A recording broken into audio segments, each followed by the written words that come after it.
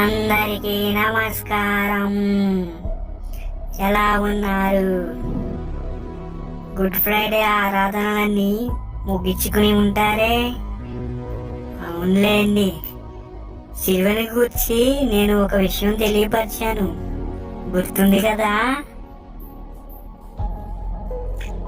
సరే, ఈ దినము ఈస్టర్ కదా. ఈస్టర్ ఆరాధనలు కూడా చాలా చక్కగా జరుపుకుని వచ్చి ఉంటారు. అవునులేండి, కొత్త బాప్టిస్మములు కూడా పొందే ఉంటారు. అవును, మొన్న చెప్పాను కదా నేను దీని గురించి మాట్లాడతానని. మీరు బాప్టిస్మం తీసుకుంటే నాకు చాలా సంతోషంగా ఉంటుంది. ఏమిటో ఈ మధ్య ఎవరు బాప్టిజం తీసుకున్నా లెక్కలేనంత సంతోషం వస్తుంది నాకు.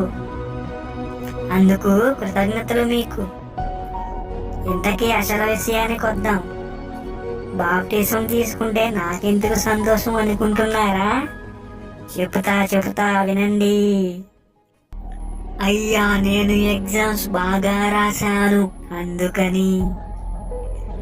ఎగ్జామ్స్ లో ఫస్ట్ క్లాస్ లో పాస్ అయ్యాను, అందుకని.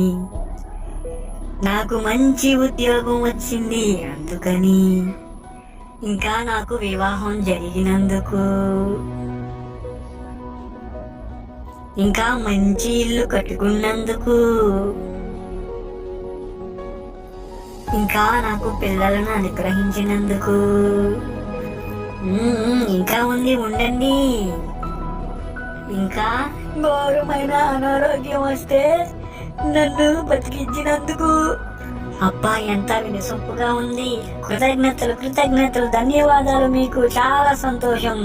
మీరు అస్సలు మారొద్దు, ఇలానే ఉండండి. ఇలాంటి సాకులతోనే మీరు బాప్తిస్మం పొందండి, అప్పుడే నాకు సంతోషం. మీరు అస్సలు మారొద్దు, అర్థమైంది కదా? నాకు చాలా సంతోషం. ఇలాంటి బాప్తిస్మాలతోనే మీరు మీ దేవుడి దగ్గరికి చేరిపోగలరు. నిత్య రాజ్యంలో తప్పకుండా ప్రవేశిస్తారు. సంతోషం పొందింది, సంతోషం. ఏ సాతానా, అందరూ నువ్వనుకున్నట్లా ఉన్నారనుకున్నావా ఏంది? ఇప్పటికే చాలా ఎక్కువ చేసావు. యేసు నామంలో పో సాతానా, పో. యేసు నామంలో.